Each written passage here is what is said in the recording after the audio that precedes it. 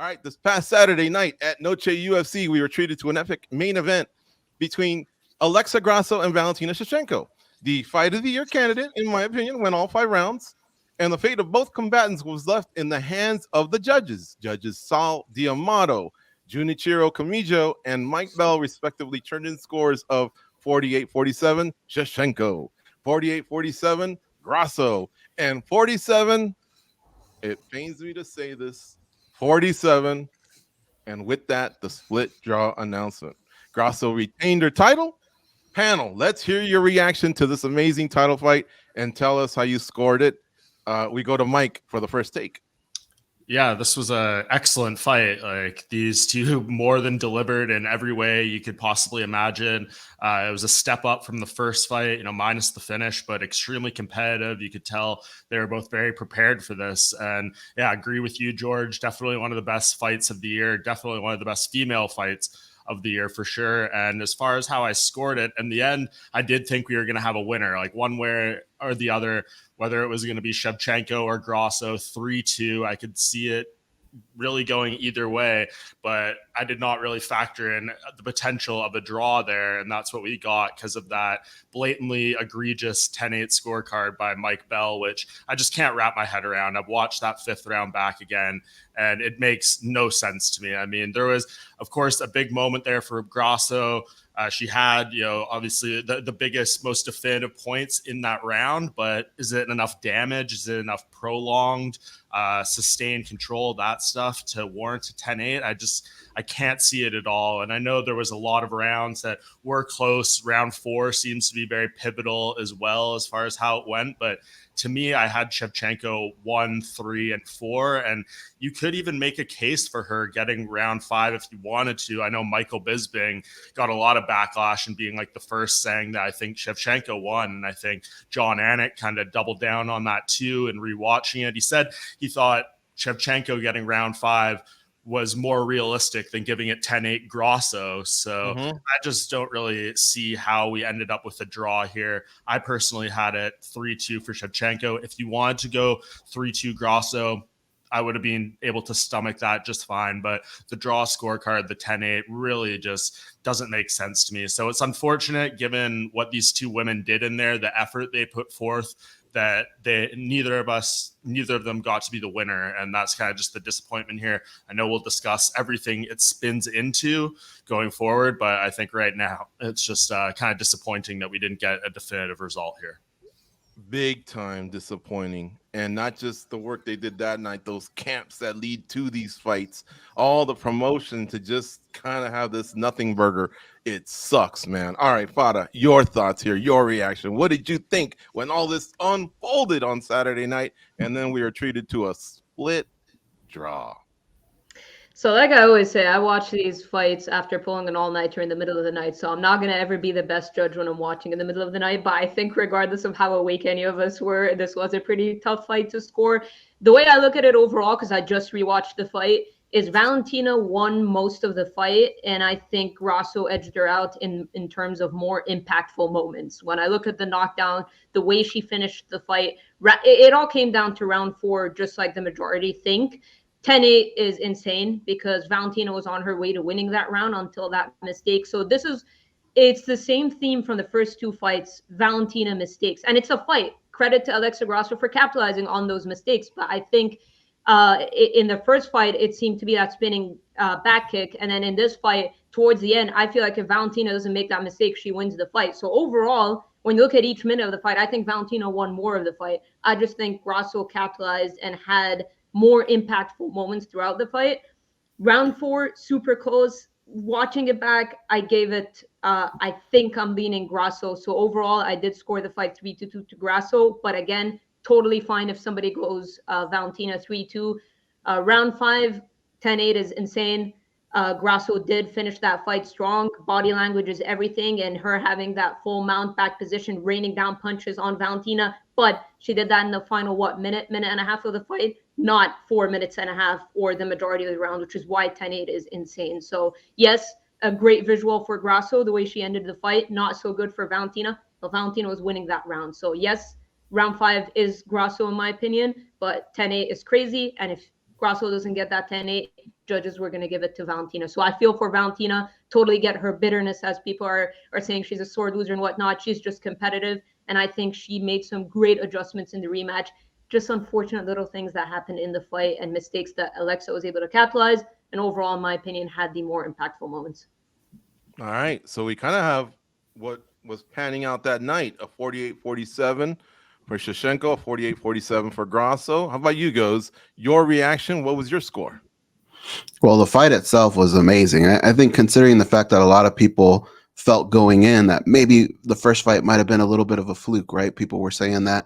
These two proved that, I mean, these two rivals were much closer in skills than I think we all anticipated. And I think a little bit of it was Valentina Shevchenko coming out a little angry in this fight. You know, she was a little bit more aggressive. And you look at Alexa Grasso, I think, again, she had another improvement in her game. Like, when do we ever see people taking down Valentina the way she did, knocking her down the way she did? You know, if your name's not Amanda Nunes, we don't really get to see that too often. So there were improvements on both sides. But, you know, to me, the scoring was just crazy. I had it for Grasso at the end of the day, but it was very, very close. And I'm okay if you were to score it for Shevchenko. But really, it comes down to round 4 for me. That one was the really close one.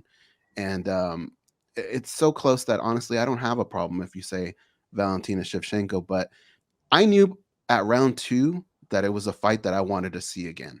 And that was a great feeling. You know, I didn't want to see Valentina come in and steamroll her or anything like that. I actually do think these two rivals are a lot closer in skill set now.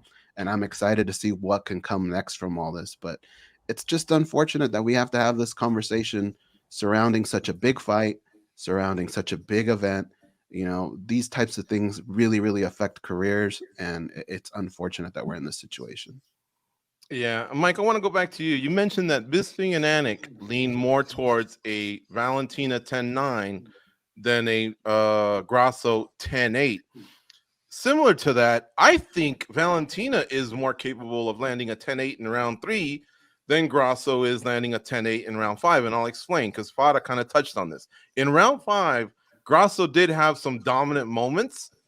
I think she blocked a lot, honestly, and there was some strikes to the back of the head, but optics, right? Like Eric Nixick likes to say, it does look like she was not intelligently defending herself, but then all of a sudden she exploded and kind of almost wound up on top of her. And then I think there was was that with the leg lock attempt? I can't remember, but there was something towards the end that didn't really matter too much. But regardless, she did kind of look like she was sinking in a choke. That choke was only held on for about 10 to 12 seconds, guys. And Valentina was already out of it. The inverted guillotine was held on to about a minute. I'd say about the first 30 seconds was, I had the feeling that it could end. So did the announcers, so did the crowd. And then obviously you could tell she was going to be okay. And it was just a matter of Valentina pulling out of it, making sure that she was okay. But Valentina started all that with 3:30 left in that round. And basically, after that guillotine was unsuccessful, it was still 2.5 minutes of the body triangle taking her back before, I think with like 10 seconds, like Alexa kind of escaped, turned into her, but not fully, and Valentina hung on to her. That I thought had dominance and duration, time, and the fact that she was in a dominant position. Not damage. That's the key word. Sometimes I feel like if that's one of the 3Ds, that leads to the 10-8. Alexa might have been having that damage, or at least what many people may have thought was. I respectfully disagree. I didn't think it was that damaging. She didn't have duration, and she didn't have, I mean, I guess she did have dominance, but not as long. I don't know. What do you think, Mike? Sorry for taking up so much time here, but 10-8 in round 3 for Valentina versus 10-8 for Grasso. What'd you think of that? I mean, I don't think any of the rounds in this fight were 10-8 at the end of the day, right? I think that's what it comes down to. All of them were close enough, competitive enough. And I know that kind of in the modern era of the unified rules and how these fights are supposed to be scored, they want the judges to be more liberal with their 10-8s than maybe they were 5-10 years ago, things like that. But there's still a fine line there. And I think they kind of crossed it a little bit with going into the 10-8 realm here. I know that the way you just broke down those rounds, George, was very nice. And as a judge, maybe you want to distinguish a round, like you calling all these rounds 10-9s and something more significant happens in another round and you want to say, hey, this is a 10-8 because it wasn't the same. And that's where people will start making the argument for like a half point system and things like that. So there is more tools at the judge's disposal. But given the criteria they have to go off now, the tools they have, at their disposal, I don't think any of those rounds should have gone into 10-8 territory. And I think when you circle back to that point that Bisbing and Anik were making, I don't think it was necessarily that they truly believe that Valentina won that fifth round 10-9. I think they're just saying it's so egregious to call it a 10-8 for Grasso that, like, if you're wanting to make a case for one or the other, they felt there was a stronger case for a 10-9 for Valentina than the other side. And just want to address a comment from Zero Respect in the chat here saying you have to take the belt if you're the challenger. Valentina didn't do that. No, you don't have to take the belt. Every fight should be scored the same in terms of the optics of it. You shouldn't say, hey, this because it's a championship fight, I'm going to give the person who's the champion the 10-9, the benefit of the doubt, just because they're the champion and the challenger didn't do something that's definitive. The belt and stakes and things like that should not be coming into a judge's mind or anyone else's when judging a fight. You should judge the first prelim of the night under the same criteria that you judge the final main event championship fight. So that's my take on that comment as well. Mm-hmm. All right. Goes, let me give you this one because I think you've talked about this in the past when we've addressed open scoring. But Benny in the chat says, hey, guys, do you think that if the judges feel like they made a mistake in scoring one of the previous rounds, do they then try to correct it in the later rounds? In this case, the 10-8 for Grasso in the fifth. You know how we've talked about open scoring. If it's flashed and the other two went one way and everyone's booing, you might feel inclined to go the other way. So can you address Benny's question here in the chat? Yeah, I mean, it's kind of like in basketball, right? The makeup call, we see that all the time. We see it in soccer, but I don't think that really happened in this particular instance. And that's kind of like the most frustrating thing about this whole situation, guys, is we always talk about accountability, and that definition, I think, is different for a lot of people. When a lot of people say accountability, I think some people think that means you got to fire a person or get rid of them. It's not always like that. A lot of it just comes down to tell us what you saw. Why is it that you were watching the same fight as everyone else, but came up with something else? Can you explain that to everybody? And we don't really have any of that. And that's what I think is the most frustrating part of all this, is it almost feels like sometimes they're a little too protected, these judges. But I could see something like that happening, just not in this particular fight and in this situation. It really is mind-boggling. Folks, as you can see, we take questions from the chat. Mike took one. I took one. I'm going to send this one to Fada. The better the question, lay it out for me, the easier I can get to it. If you want to sit there and be a jokester or whatever, hey, at least be funny, and maybe we can include you in the show. This comes from Purple Aki. There needs to be a total revamp of the scoring system, and judges have combat experience. Fada, I believe you said you think over the course of the fight, Valentina was the better fighter. Was that you that said that? Yeah, I just felt like she was winning more of the fight, is what I said. Like when you look at every single minute of the fight, which is not the way we necessarily judge things, but if you do, she was winning, in my opinion, the majority of the fight. Is just Alexa would capitalize on specific moments and steal those rounds off of her, which credit to her, right? Because optics, like you guys keep quoting Eric Nixick, like that's what it's about. And that's what round 5 for me was her ending. That's why for me, I couldn't give Valentina round 5. I would definitely not give Alexa a 10-8, but that's why I couldn't give Valentina round 5, because just ending the fight in that compromised position where Alexa was very close to finishing her, for me, that's difficult to give her the round. Now, Valentina was doing good work in that round up till that moment, but just that visual of Alexa getting that full mount and raining down punches and almost cinching in the rear naked choke, switching it to a neck crank right before time wind down.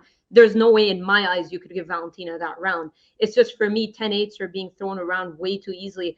I want to look back at some of the old fights. I think that's what I'm going to have to do sometime, and look at some of these dominant performances. Like I think, for example, JDS and Cain Velasquez. Now, I don't know what the scorecards looked like for that trilogy bout where Velasquez ended up finishing him, but if we're talking about that, what was that, a 10-6? But they probably didn't give that, right? So now we're seeing a lot more of these like 10-8, 10-7, 10-6, and it doesn't really warrant that. So I think how lenient they are with the criteria is kind of what's ruining things right now in terms of scorecards is that we're so like we jump to give a 10-8 or a 10-7 so quickly when we've seen rounds that have actually been absolutely dominant. So when I look back at those fights, like I know for a fact they were not scored 10-4 or 10-5, right? They were probably scored 10-8 or maybe even 10-7 at best. And if you look at the 10-8 that we just saw compared to, for example, what Velasquez did with Dos Santos, then this is my issue with it, basically.